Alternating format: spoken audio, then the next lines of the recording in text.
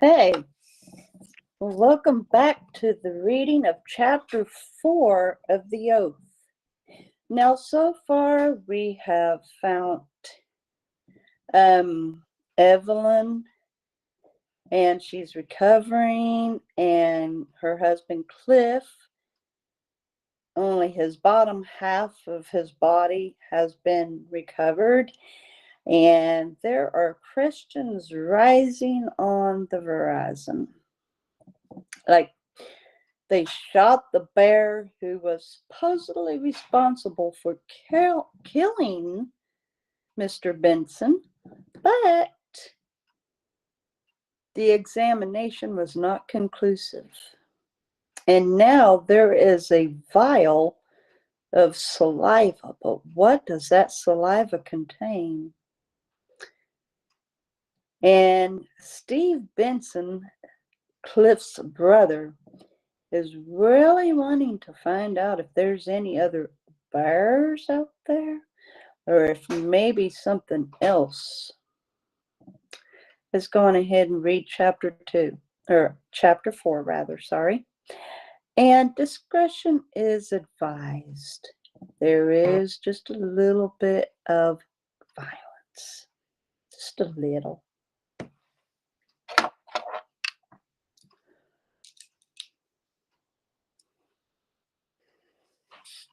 Pardon my sideburns.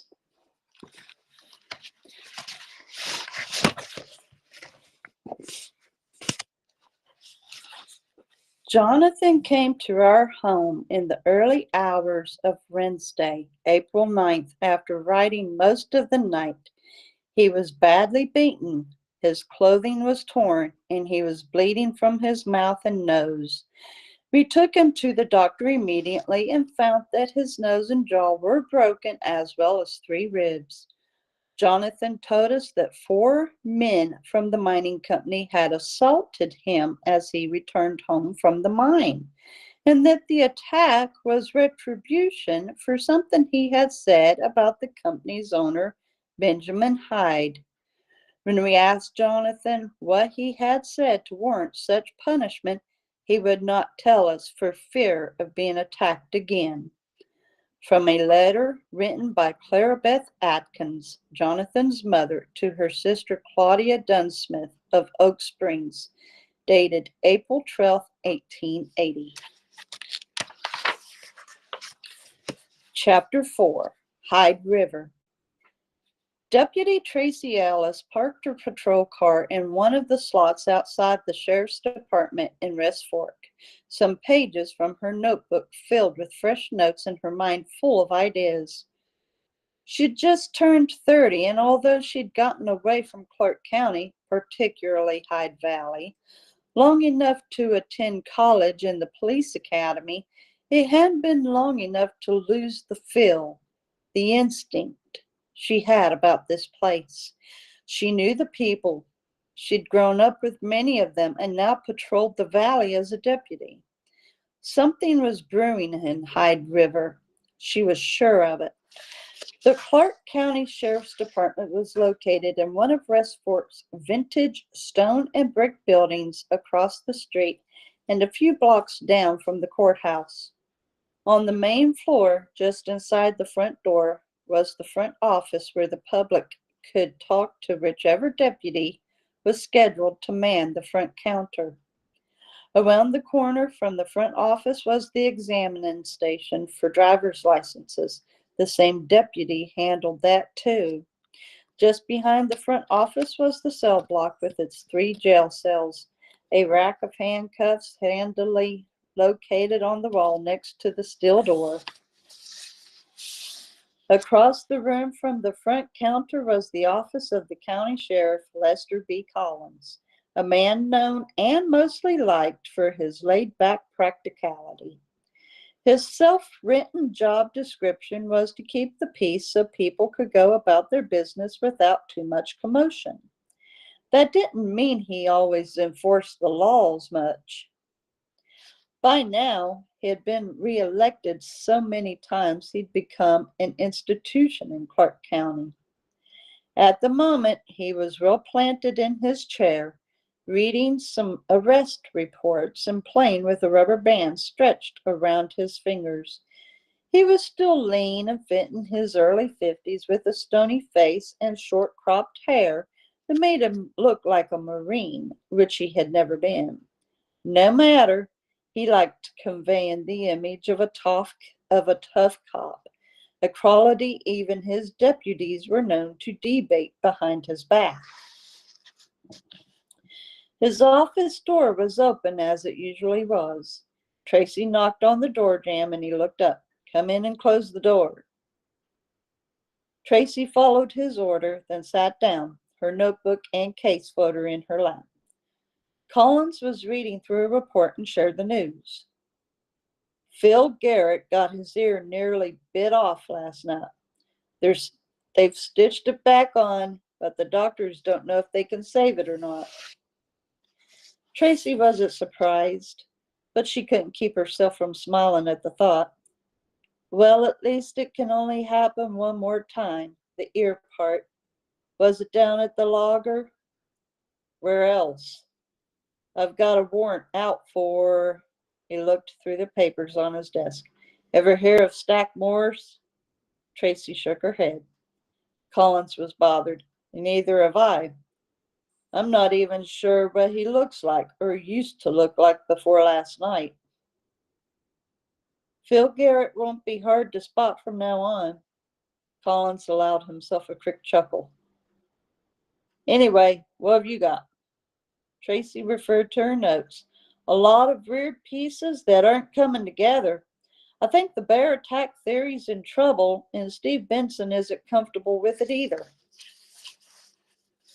Collins took that news with some concern. Why? What'd he say? The autopsy on 318 was inconclusive. Collins raved that off. Well, what do you expect almost 2 days after the mauling? That doesn't mean the bear didn't do it. The coroner seemed satisfied. Tracy gave a small sigh. Collins always preferred the easiest road. Well, I'm not saying I won't settle for the bear theory, but there are some other matters I'd like to see resolved before I do. I talked to Evelyn Benson this morning, and she admitted she and the victim had been having marital problems. Collins raised one eyebrow. They'd have to be pretty severe marital problems, don't you think? Give me a chance to say it all, Tracy thought. There's more. It turns out Cliff Benson's no stranger to Hyde Valley. He'd been in the valley off and on for the last 3 months, and he spent quite a bit of time in Hyde River, supposedly doing photo shoots. Supposedly? Tracy hesitated before spelling her next piece of news. The night of the attack, Harold Bly kicked Maggie out of the house. I understand it was a substantial blow-up. Collins digested that a moment. You are stretching it, Deputy. She shrugged. It might only be coincidence, I know. I would say it is coincidence. Maggie and Harold having a fight is not news. It's the normal state of things. But Tracy kept on. She had to finish. Well, so far nobody knows what became of Maggie, but I've gotten word that Levi Cobb is sleeping outside his garage in his camper. Collins sat there silently, playing with the rubber band. Finally, grudgingly, he asked, Deputy, I hope you're not thinking what I think you're thinking. Tracy had to build up to saying it. Sir, Maggie is Harold Bly's wife. If she was having an affair with Cliff Benson, Collins rolled his eyes. I'd rather go with the bear theory. So would I. Then why don't you? At the look on her face, he gave up. He knew she would not be easily dissuaded. All right. Listen, you've got your theories, and that's fine, but give me some hard evidence. Connect at least one loose end for me, and then we can decide if you've got anything. So he was dumping it all on her. That was easy to do from behind a desk in a town far from the problem. Well, Do you think you might talk to Harold Bly about this? The sheriff looked at her disdainfully. About what? About the fact that someone's dead who his wife was rumored to be having an affair with? Now, if I was an absolute moron who didn't know how to do my job and didn't care about keeping my job, then yeah, I might butt into Harold's personal business and insinuate that he's a murderer. I'm just trying to. What you have done, Deputy, is to make assumptions that could get us all in big trouble if we don't back them up a little better. His tone was condescending as he asked, Are you following me? She kept her tone calm and even, but inside she was shaking with anger. I am trying to find connections in substance, but I have to start somewhere. Well, sticking my neck out for Harold Bly to chop it off is not the place to start. Just thought I'd ask. He went back to his rubber band. So, before we talk about this again, give me some real information, and I mean some hard stuff. Find Maggie. Talk to her. Odds are you'll get nothing but a sob story about their marriage that doesn't have diddly squat to do with anything. Tracy rinsed, which means I'll have to talk to Levi Cobb. Collins gave her a mocking smile. Hey, this is your case, Deputy. Drop it or pursue it. It's up to you. Personally, I'm more comfortable with the bear. Of course you are, you jerk. Then you wouldn't have to do anything. She came within a hair's breadth of saying it. Instead, she said, But Les, you realize Levi knows the rules out there. He isn't going to tell me anything. Well, I'm sure you'll think of a way to get it out of him. Tracy closed her notebook, trying not to display her frustration. That's a good girl, he added. The only way Tracy could hide her frustration and anger was to turn quickly and get out of there.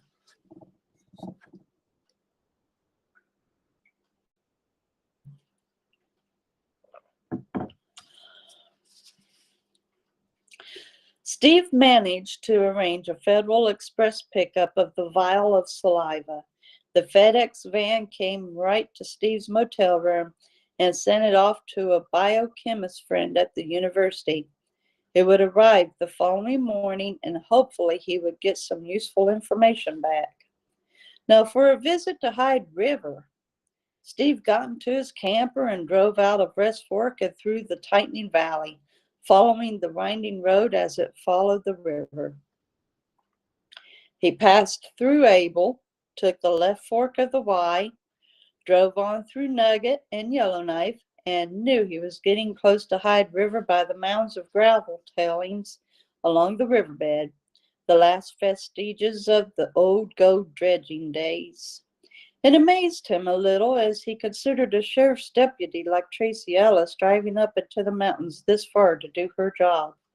Considering how far Hyde River was from the sheriff's department and how short on personnel the department seemed to be, law enforcement had to be more of a bird, an ideal, than a reality.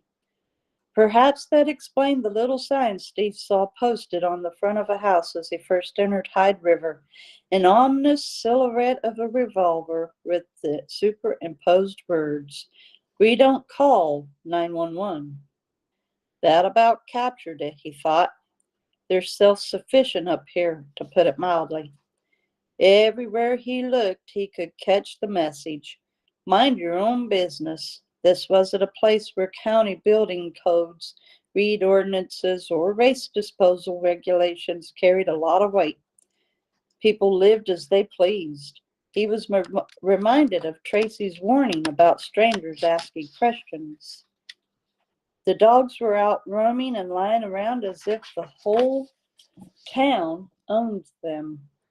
The Hyde Mining Company still cast its dismal tombstone shadow over the town, its ramps, rails, tunnels, and towers looking like an ancient and defunct amusement ride.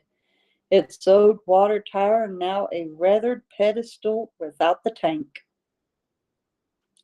Steve thought he caught some stares from some of the people as he drove into town. Could be. His big camper with an out-of-state license plate virtually cried out, "Stranger!" When he slowed down, turned off the road, and parked in front of Charlie's Tavern, he was sure he was being stared at. "Well, greetings, folks. I don't want any trouble. How much do you want?" He was confident he could take care of himself. He was just hoping he wouldn't have to. He got out and stood beside his camper for a moment, trying to get a feel for the place. There were quite a few pickup trucks parked outside the tavern, every one of them standing high on big tires and sporting a rifle rack in the back window. It was after 4, critting time at the mine and probably everywhere else. All the local boys must be gathered here, contractor types, loggers, miners, outdoorsmen. They would know these mountains if anyone did. He stepped up to the front door. It bore another sign advertising the grand opening of Charlie's Mercantile, the building right next door, and stepped inside into the dimly lit den of the town's bear brotherhood. Beer. It wasn't a bad-looking place, Steve thought. The bar stretched along the entire length of the left wall, with enough stools for about 10 customers. Behind the bar, the bottles, neon signs, hunting trophies, and beer posters of perfect-bodied women kept the eyes busy. On the far right wall was an impressive stone fireplace with logs smoldering, and in between were several tables, every one of them different, from a 50s style formica-topped kitchen table to rustic runs made from logs and elk antlers. At the far end of the room, 3 men in well-worn clothes, ride suspenders, and billed caps did slow, cue-chalking laps around a pool table, their beer bottles ready and rating along the table's edges. In the far corner, a jukebox pounded out a country tune while video games bleeped and warbled. Steve caught the eye of 2 men sitting at the nearest table, the younger one with his arm around a loosely behaved and tightly dressed blonde.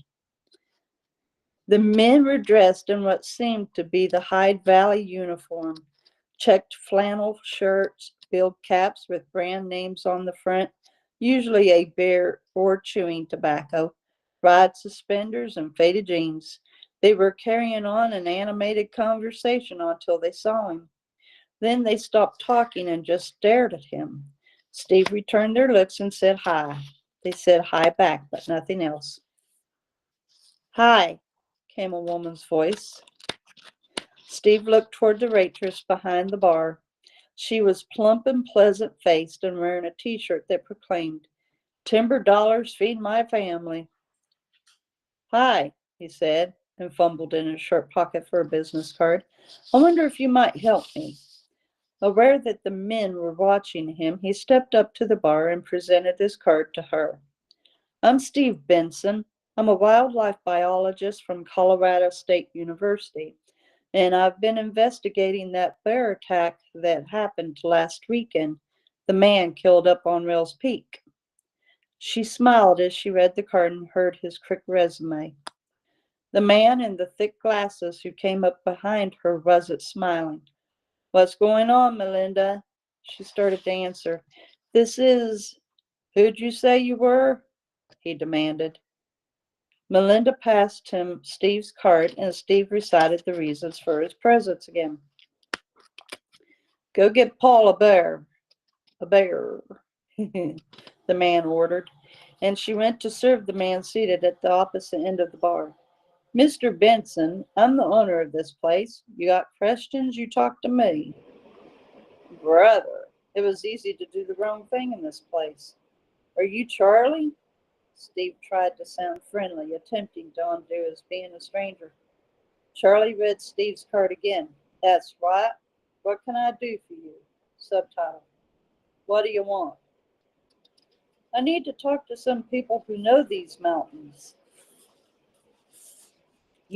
Hunters, sportsmen. We're trying to isolate just who or what was responsible for the attack. You don't know yet? He gave Steve a skeptical, I have a hard time pronouncing that. Look, well, we're not sure. We've got flyers all around town that say it was a bear. Yeah, that's the going theory, of course. Who'd you say you're working for? I'm not really working for anybody. I'm just here on my own. What for? To help out with the investigation. A lot of help you are. They've already shot the bear, in case you haven't heard. Charlie tossed the card on the bar and turned away. Steve called after him. Charlie, can I call you Charlie? Charlie busied himself with tending the bars. He replied, I suppose. Charlie, I'm the one who shot the bear. I also did an autopsy on the bear, and the findings were inconclusive. Well, if you don't know what you're doing, there's nobody here that can help you. Okay, fair enough. Not another inch. How do you know? Huh? I don't mean to be rude, but perhaps your patrons would like to speak for themselves. Charlie finished pouring a beer for a customer and then returned to take another look at the business card. So you shot the bear, huh? Yes, up along Taylor Creek. You know Marcus Dufresne? Now Charlie paid better attention. Yeah, you know him? Sure. We went after that bear together. He called it Herman. Charlie was stunned. You shot Herman? Steve nodded. Charlie looked at Steve's card again. So you really do hunt bears? I study them mostly, but sometimes I have to shoot one. How big? What's the biggest bear you ever shot? 800 pounds, a Kodiak in Alaska. Ever shot anything bigger? Now Steve felt he was obliged to impress this guy. No, I think that's about as big as I've killed. Charlie took a moment to think that over. Steve heard a voice behind him. You having some trouble, Charlie? It was one of the men from the front table, the bigger, older one, stepping into the situation. His friend and the woman were watching, and no doubt he was aware of it. Charlie looked Steve over again as if trying to decide the answer. Mister, are you going to order anything? Steve knew he'd better answer. Yes, a bear would be fine. Charlie looked at the big guy standing there. No trouble. The big guy was still eyeing Steve suspiciously, wanting trouble. He was a rugged man with stubble on his face and beer on his breath. He was leaning close, forcing himself into Steve's space, sizing him up. Steve didn't want to fight. It was a waste of time and energy. Charlie volunteered. Doug, this guy studies bears. He's from a university. At that, the man laughed. Oh, a university. That had to mean rent, Steve thought. So what are you doing here? Charlie brought the beer. Steve paid for it and then faced the man called Doug, who hadn't budged from his spot. He took time for one swallow of beer, then formally introduced himself and his reason for being there. It was a bear, Doug said. It happens around here. Then he stood there waiting for Steve to agree and leave. But we still need to know which bear. We shot Herman, but do you know of any bear besides Herman who might be responsible? Have you or any of your friends sighted any other bears around that aren't afraid of people or like to raid campsites? Steve was asking about bears, but hoping some other sliver of information might come out. Anything at all. Doug just shrugged. Steve looked at the other man, still seated with the woman. Hi, I'm Steve. I'm Kyle, answered the young man. Then he gestured with his beer bottle toward the woman. This is Carlotta. Steve nodded toward the woman, and she cocked her head and looked him over warily. Steve turned back to Kyle. What do you think, Kyle? Ever had anything like this happen around here before? Kyle seemed a bit unnerved by the subject. Sure, I haven't seen anything, but there's plenty of people around here who have. They just don't talk about it much. Shut up, Doug snapped. What'd I say? Just don't say anything, Doug roared, and Kyle fell silent. Steve raised his arm silently in quiet diplomacy. Fine, fine, no offense intended. Come on, Doug, Pauletta beckoned. Just leave him alone. Doug rejoined her and Kyle at the table to finish his sandwich and beer, but not before giving Steve a warning glare. By now, the three men playing pool were watching to see if there'd be any action. The guy named Paul, still sitting at the other end of the bar, only stole sideways glances. Steve asked Charlie, May I sit down? Charlie shrugged. Sit. One of the three pool players took a shot. The balls clacked and rolled. Paul went back to his beer. Kyle and Carlotta resumed their conversation, and the jukebox kept playing. Doug kept watching Steve. Steve chose a small two-person table a little further back and close enough to another patron to engage him in conversation. This guy was older, bearded, with a large barrel-shaped body and big muscular arms. He sat alone at a hand-hewn rural table, eating a hefty lunch and apparently having a conversation with someone who wasn't there.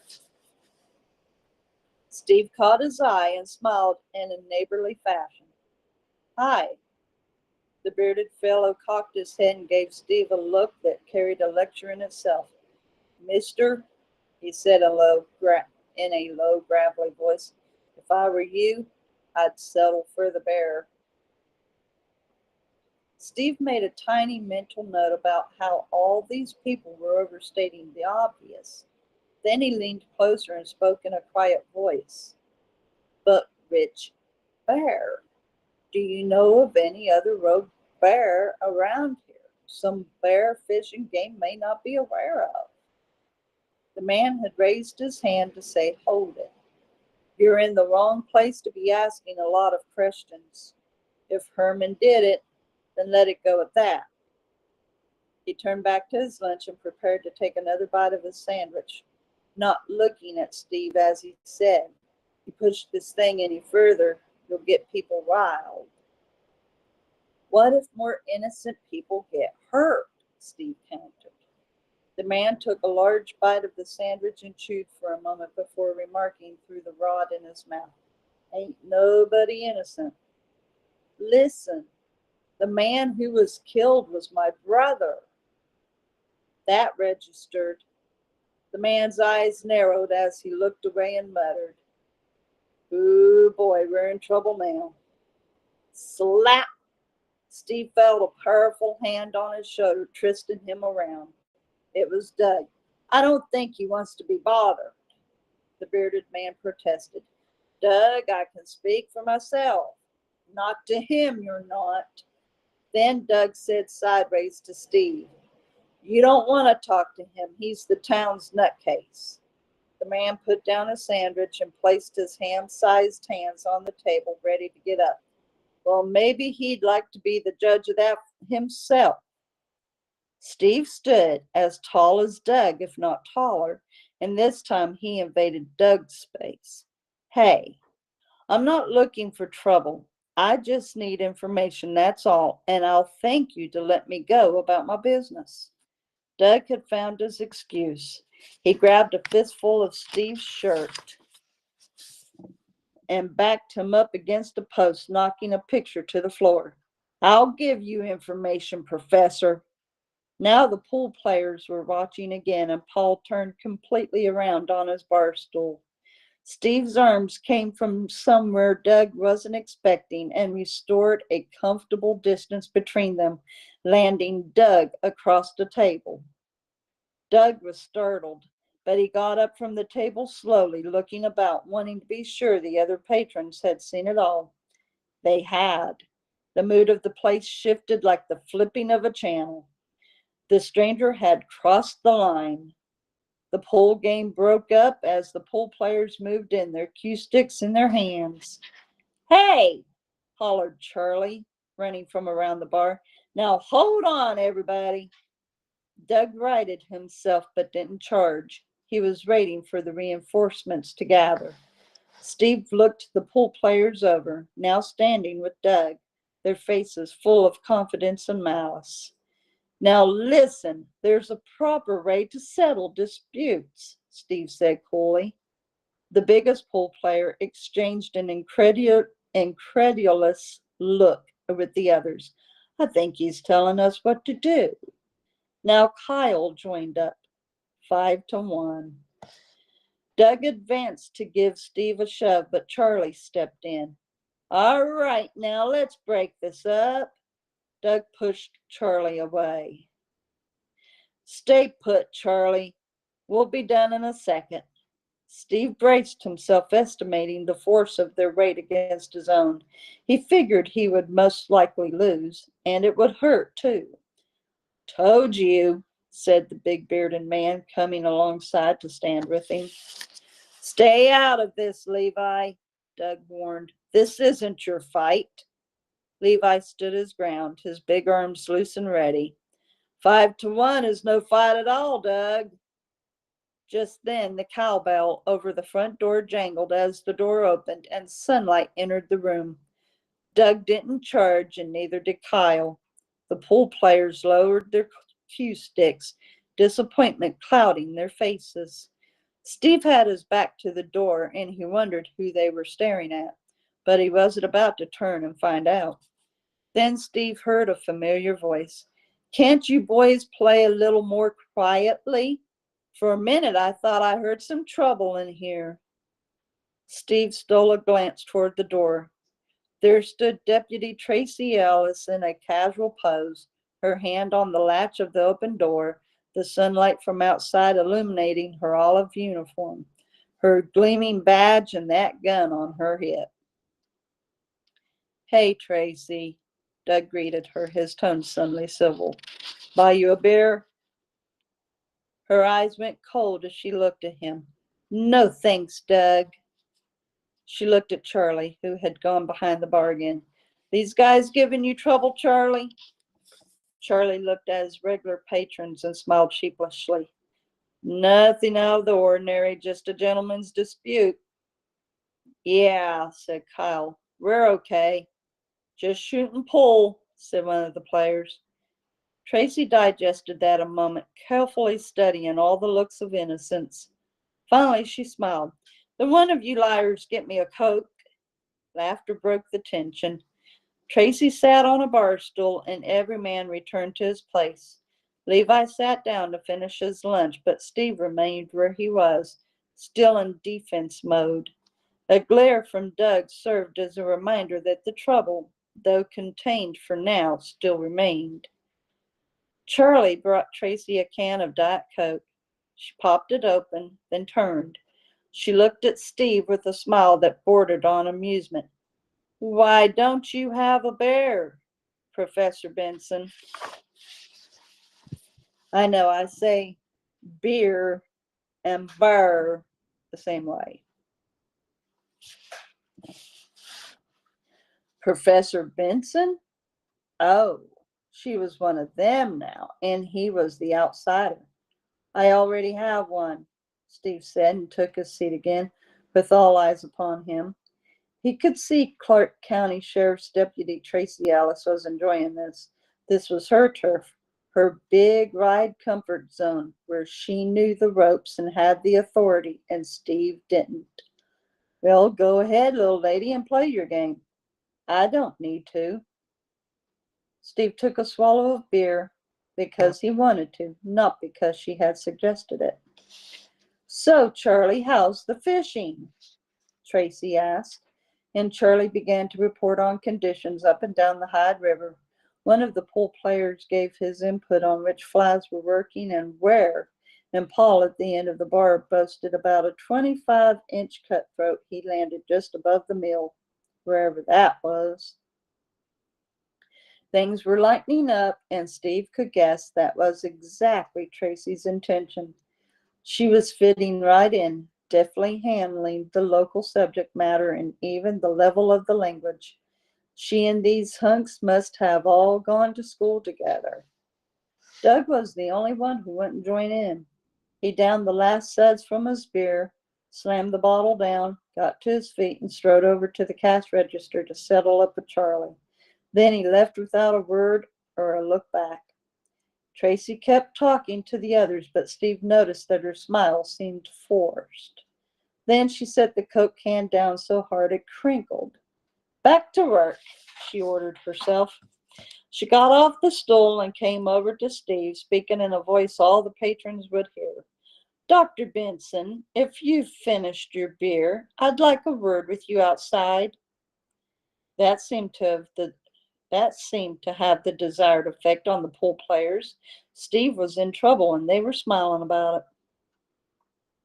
She turned to Levi, who was just finishing his lunch. "Levi, isn't that your Dodge truck out there?" "Yeah, still is." "Your license tags are expired. I'll have to proceed on that. Come on." Levi got up from the table, left a tip, and put on his big cowboy hat. The pool players snickered. Tracy stopped short. "Something funny?" They turned dumb and couldn't seem to think of a thing. Steve and Levi went to the cash register without a word, and Charlie rang them up. Tracy leaned close while Charlie counted out change. "Charlie." "Eh?" Tracy stole a glance at Carlotta and Kyle. Carlotta was sitting very close to Colin, her hand on his forearm. Tracy spoke quietly, but that didn't hide her anger. "You're the one responsible for what goes on in here. If Carlotta wants to ply her trade, then I'd better not see it, because if I see it, I have to do something about it. You understand?" That threw Charlie off balance. He looked at Tracy, then at the couple at the table, and then back again. Sure, Tracy, I understand." "Outside, gentlemen." They ran outside. "Steve, right here." So now he was Steve again. He waited by his camper. She was the cop, and after all, she'd saved him a bruising.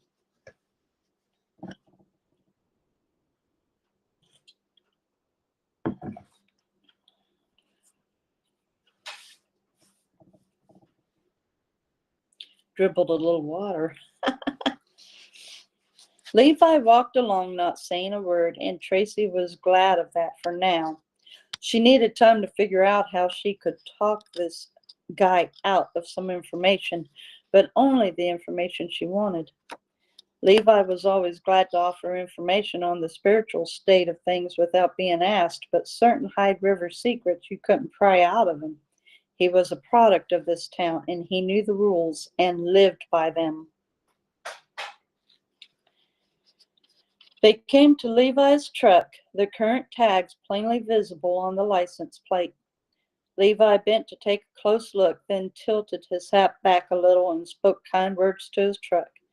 "Well now, Joseph, you haven't let me down. I knew I put those tags on there." He patted his truck on the hood, and then, having caught on to Tracy's ruse, he planted his back against the front of his truck, folded his arms, and waited to hear what this was all about. "Levi, I've got a problem," she said, taking out her ticket book and a pen. "Well, your eyes aren't too good," he said. That irritated her. "I have to talk to you, and I needed an excuse." Levi looked over her shoulder. "And they're watching us right now." "Are you serious?" "Almost all of them." Tracy spun around. Charlie, Melinda, Paul, Kyle, and the pool players were all leaning out or standing totally outside the tavern door, wanting to see Levi Cobb get a ticket. "Go on," she hollered, waving them back. "This doesn't concern you." They smiled, snickered, then went back inside. They were satisfied Levi was really being ticketed. Some stole a cold glance at Steve, still standing by his camper, but nothing else developed. Tracy kept her ticket book in her hand and pretended to scribble in it.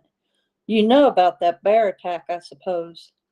Oh, we all know about it. Jerry Fisk spread his pink leaflets all over town, and everybody's upset. Well, we're having trouble with it, Levi. We think it might be something else other than a bear attack. He showed no response, but Tracy knew his ways. He could be unimpressed or uninformed, or he could be hiding something.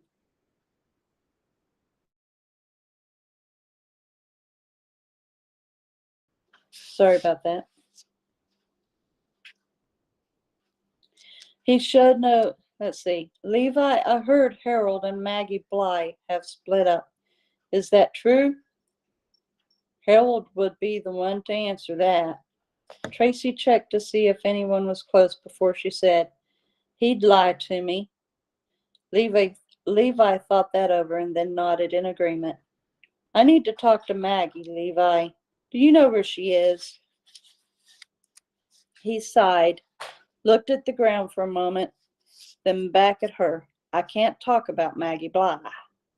But you know where she is, don't you? He wouldn't answer. Tracy liked that. Levi couldn't lie, so his silence revealed a great deal. She hammered again. Don't you? He only looked her squarely in the eye, his arms crossed, and asked, Any other questions? Few people could get under Tracy's skin, but Levi seemed to have a knack for it. Don't give me that garbage, Levi. You've been sleeping in your camper for the last several days, ever since Maggie got kicked out of her house. Isn't that right? If that's a crime, arrest me. Levi, Tracy said, her tone forceful. I'll get right to it. That bear attack may have been a murder. Levi looked down. All she could see now was the top of his hat. And as for that man standing back there by the camper who just about got his butt whipped, that's the dead man's brother. Levi didn't look up as he said, Yeah, he told me that. The dead man's wife could be a suspect. You follow me? She wished she could see his face and get a clue as to what he was thinking. He wasn't saying anything. Maybe he was considering her words. She spoke quietly, knowing she was venturing onto thin ice. We know Cliff Benson been seen around here a lot the past few months. We know the Bensons were having marital problems. Now, if Cliff Benson had a particular reason for being here that Maggie might know about, then she might know something else that could keep Mrs. Benson out of a lot of trouble. Personally, I don't think she's guilty. A woman acting alone wouldn't have the strength to cut up a body the way Benson's was cut up. But she had a weapon, she had motive, and she had opportunity. So this isn't just Maggie and Harold's problem. Evelyn Benson's husband is dead, and that makes it Evelyn's problem. Then Tracy shot a glance over her shoulder at the tall professor standing by his camper. And it makes it Steve Benson's problem too, right? Now I saw you standing by him back in the tavern. If you think you're such a great Christian, then you'd better stand by him now. Levi was a religious man, overly religious in her book, and she was hoping she could use that for leverage. Her challenge did seem to give him pause. He looked at her, looked at Steve, thought it over, and finally sighed resignedly. It's gonna be up to Maggie. I'll ask her if she feels like talking, but that's all I can do. Steve saw the short conference end with Levi getting into his truck and driving off without a ticket. When Tracy returned, she offered no explanation, only more orders, spoken so only he would hear them. Get in your camper and follow me, but try not to look like it. He replied in an equally quiet tone, I guess I owe you some thanks. Try to look like I'm lecturing you because I am. One thing you need to get straight, Dr. Benson, sir. is that I don't give warnings without a reason. I grew up here, I know the people, and I know how they think. You don't. I hope you're a little wiser now. Where are we going? To Levi Cobb's garage. Hopefully, we'll get some information that will relate to your brother's death. Then she gave him a whimsical look. And you'll get another glimpse of the Hyde River mentality, I'm sure. This is a different kind of place, Steve. The people can be real backward or very forward. And let me brief you on Levi Cobb. He seems normal enough to look at him, right? He has his garage here in town. He does contract work for the county on their trucks and heavy equipment, and he even goes to the little church up on the hill. But you're going to find out he's a little off. He's a religious nut, for one thing. He likes to preach, and he likes to have deep discussions with, she hesitated, with cars and trucks and machinery. They're his kind of people. On top of that, he's full of the old valley superstitions. What superstitions? You'll see what I mean. Let's go. Tracy got into her patrol car and took off. Steve waited a minute, then got into his camper and followed Tracy's patrol car as she drove past the old red brick fire station with the gas pumps out front, circled back through a narrow alley, and parked near the back door. Levi was already there waiting for them. Tracy stepped forward, a question on her face. Levi answered, "She'll talk to you." He looked wearily at Steve.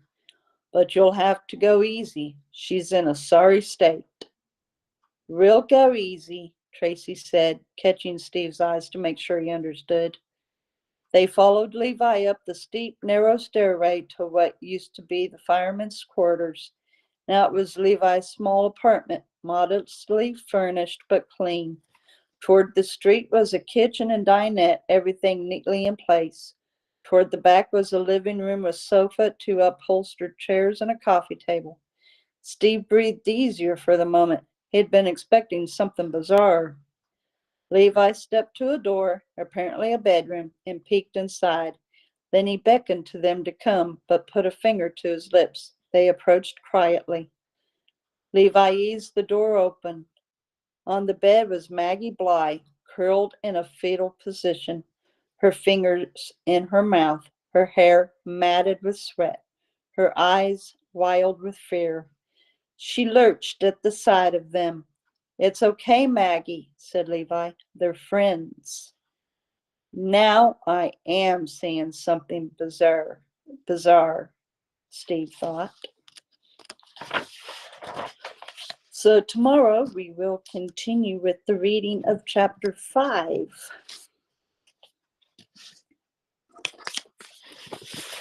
So far, Steve has gotten just a tiny taste of how Hyde Valley responds to questions that's outside the comfort zone.